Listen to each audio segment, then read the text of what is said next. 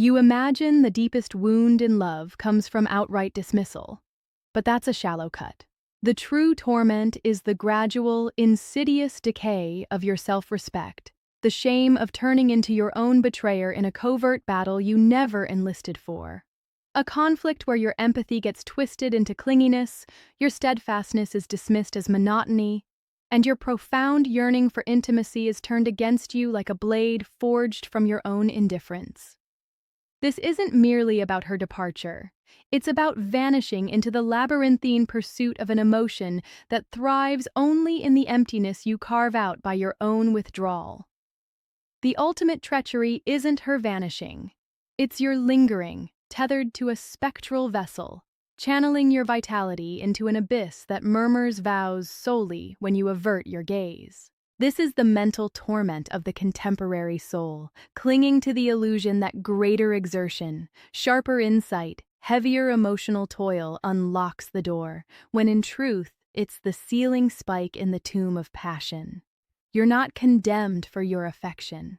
You're being obliterated for your foreseeability. And that obliteration unfolds as a deliberate, hushed ritual you enlist in each time you conflate readiness with worth and chasing with destiny. Our society peddles the blueprint of the hunt, the extravagant flourish, the exhaustive elaboration, the unyielding demonstration. You're indoctrinated that if you amplify your concern, intensify your striving, and amplify your openness, you'll be perceived. This is the bedrock deception. It's a falsehood that transmutes your finest attributes, your fidelity, your aptitude for toil, your eagerness to appear, into frailties. The framework isn't fractured. It's functioning with precision, governed by a profounder, more frigid rationale of human allure that eluded your education.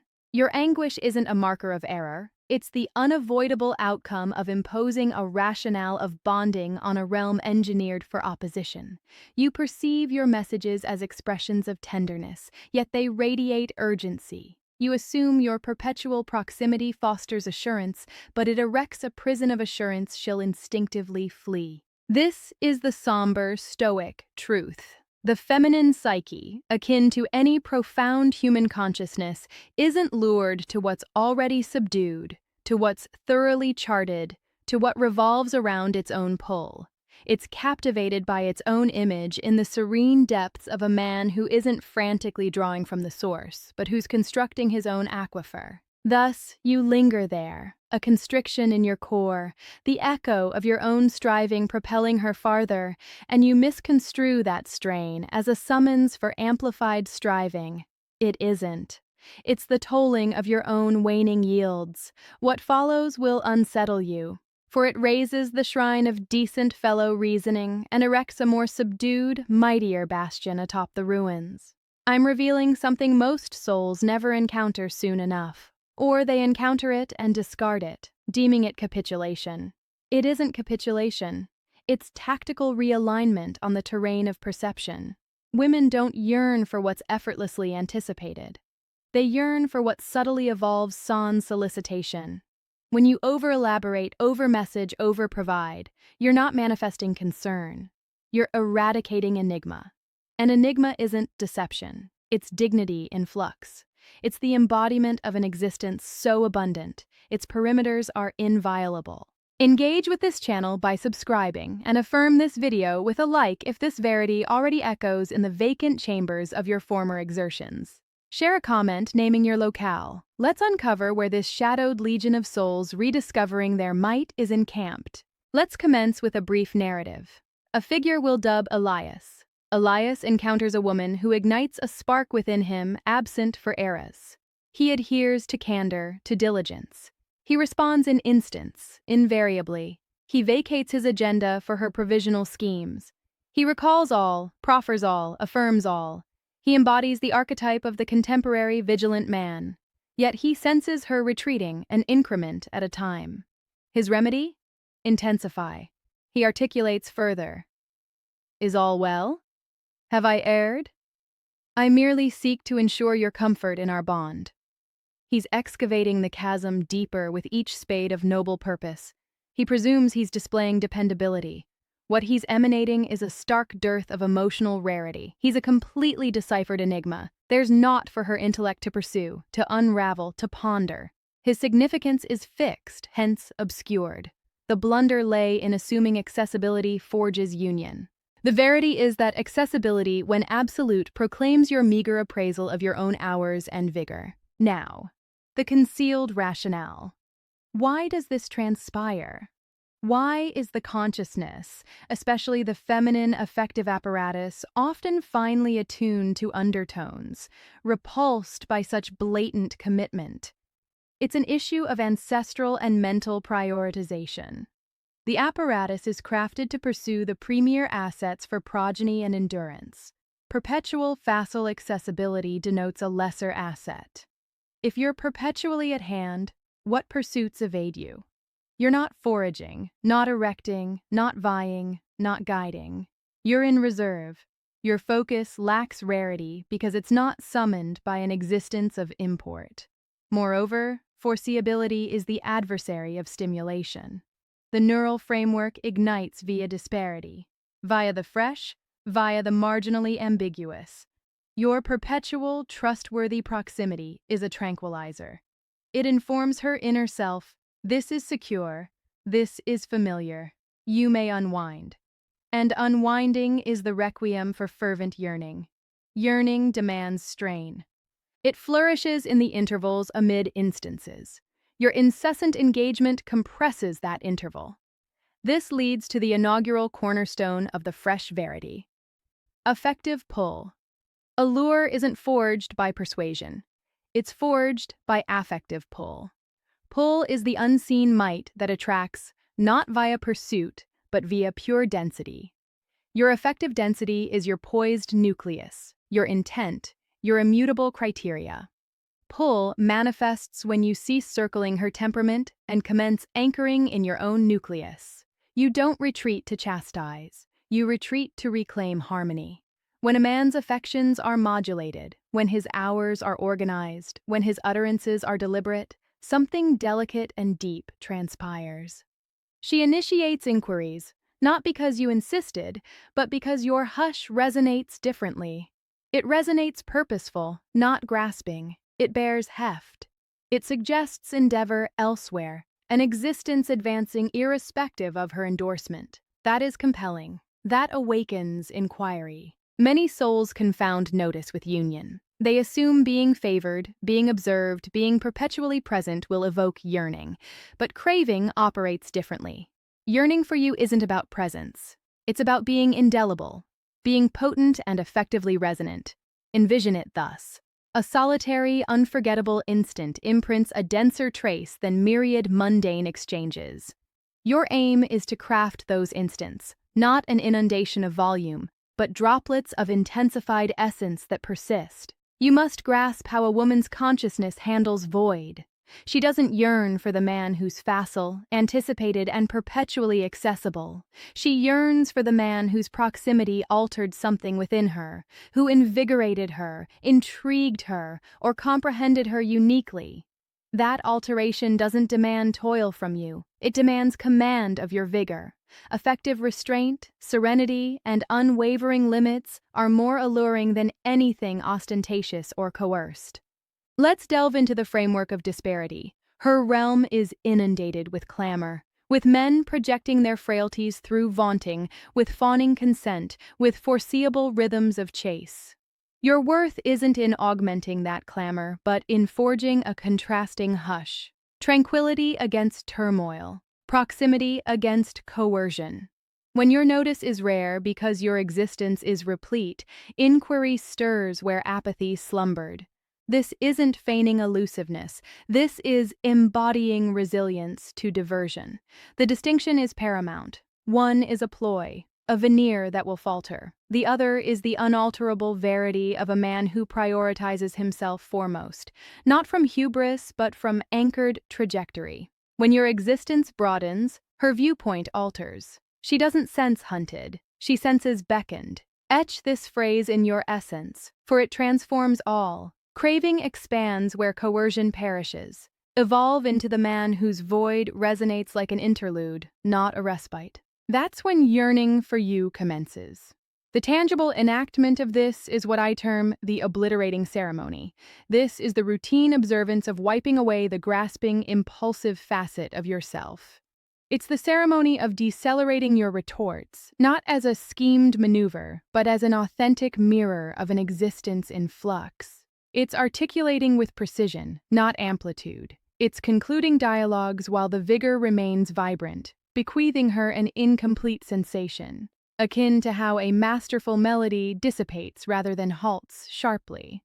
When you enact this steadfastly, you instruct her neural framework how to respond near you. Serene, inquisitive, faintly unbalanced in the most exhilarating manner. You aren't a tempest of want. You are an enduring atmosphere, and heed this intently. Yearning for you isn't solely about void. It's about the caliber of proximity you deliver when you are present. This is the stamp. When you heed without intrusion, when you sustain gaze sans soliciting consent, when you don't hasten to occupy a hush, you're not merely conversing. You're forging effective stamps. You're constructing an archive of perceptions in her consciousness. She links you with solace, with profundity, with expanse. Subsequently, when you're absent, her consciousness revisits that sensation and designates it as you. This is the enigma. You're not recalled for your phrases. You're hungered for the effective condition you provoke. If she lacks interest presently, that doesn't imply you intensify. It implies you cease performing. You reroute that vigor back into your intent, your vitality, your benchmarks. This rerouting is the mightiest indicator you can emit. It is detachment in the purest, most stoic form. Not a resentful chill, but a fervent concentration on what you govern, yourself. Steadfastness in this benchmark is what erects trust sans chase. Trust grants her neural framework license to ponder. Ponder morphs into expectancy. Expectancy evolves into effective commitment. You don't proclaim these shifts. You inhabit them. You don't menace separation. You personify concentration. Gradually, the interplay readjusts. She observes your firmness, your fervor, your tacit constraints. And in that equilibrium, interest has latitude to burgeon naturally, sans coercion, sans artifices. It burgeons because you've transformed into a man who directs himself. That election is perceived instantly, a tremor beneath the veneer of utterances, even in utter silence. Now, let's plunge deeper. For evoking yearning in a woman, even amid apparent disinterest, revolves around commanding the psychology of the reverberation. Each exchange is a minuscule imprint. Most men deposit smears, disordered, erratic, frantic traces that fade swiftly. The men women recollect deposit lucidity. They deposit and vigor that resonates scarce. This is how you engender longing from a ostensibly impartial or adverse origin. The premier tenet most men overlook. Your affective heft surpasses your phrases infinitely. You might dispatch the most lyrical verse imaginable, but if it bears the subtle quake of urgency, it dissipates on arrival. Women detect affective vigor prior to deciphering the content. Assurance, tranquility, rootedness, these aren't merely enticing qualities. They are catalysts for a profounder inner inquiry. When she detects that vigor, it vibrates on a wavelength she can't deliberately manage. Abruptly, you occupy territory in her consciousness sans necessity. But engendering this vigor isn't about orchestration. It's the command of your own condition.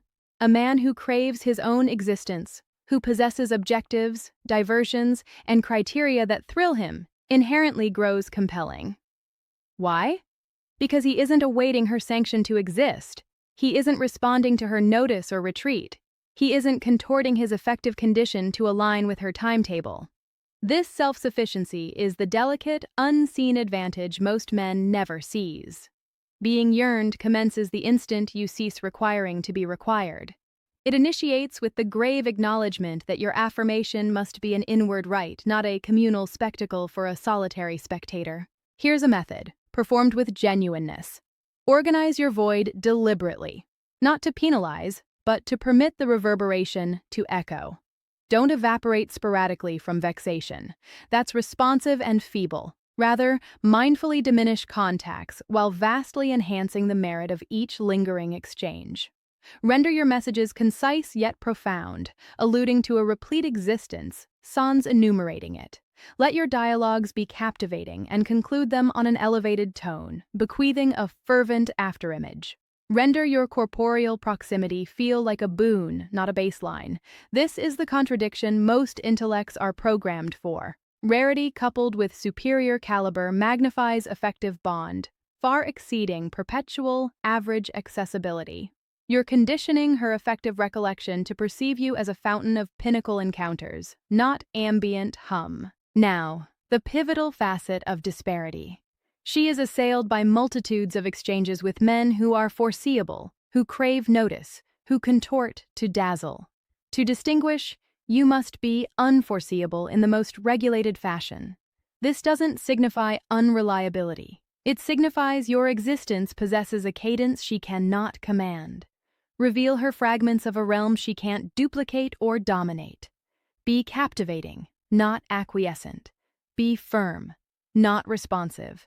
The human intellect is programmed to pursue what thrills and bewilders it concurrently.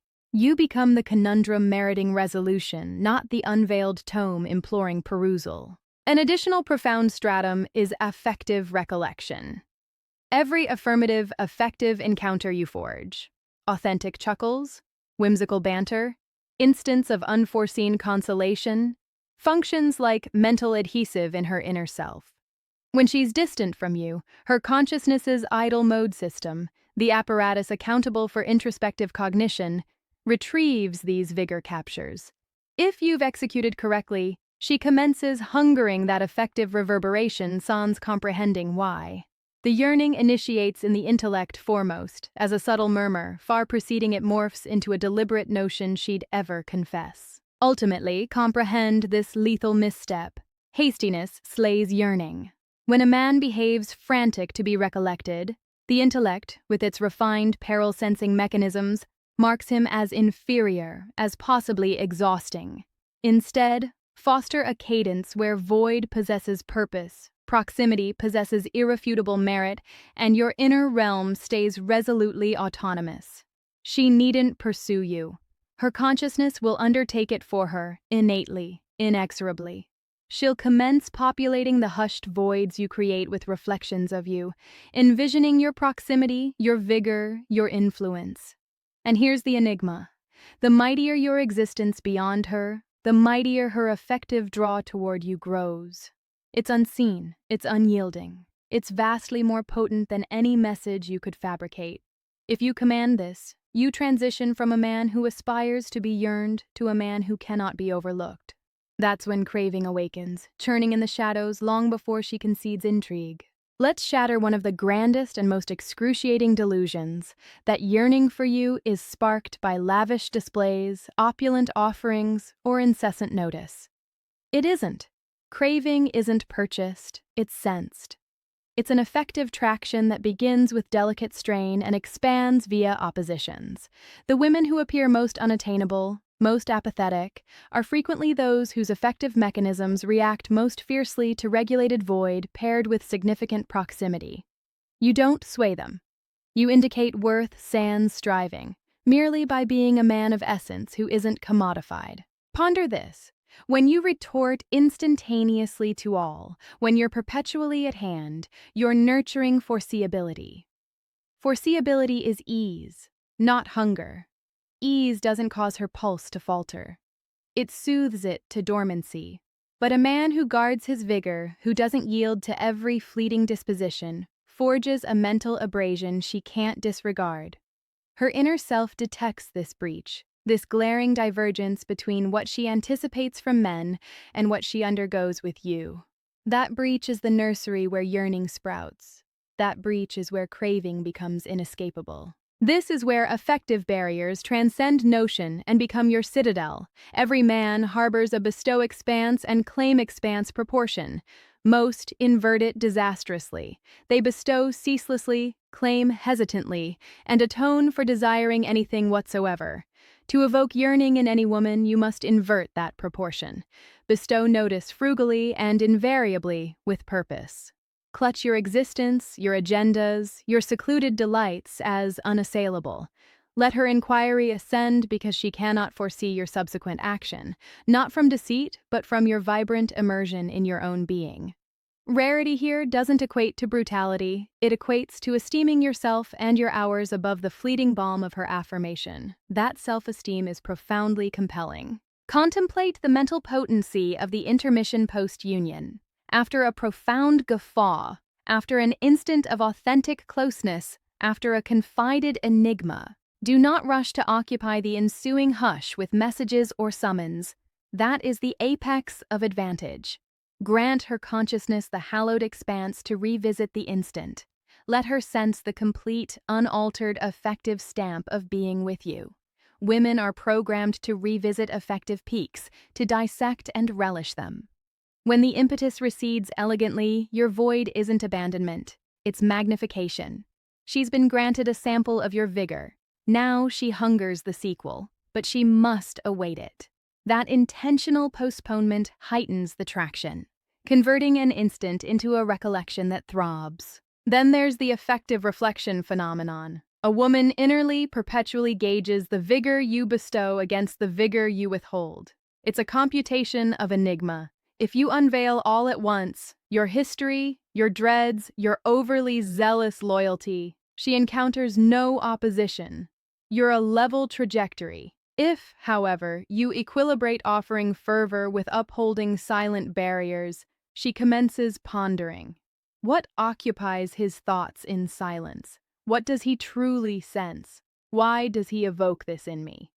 Queries like these, artfully unresolved, forge cognitive circuits, and cognitive circuits are the fertile soil of fixation.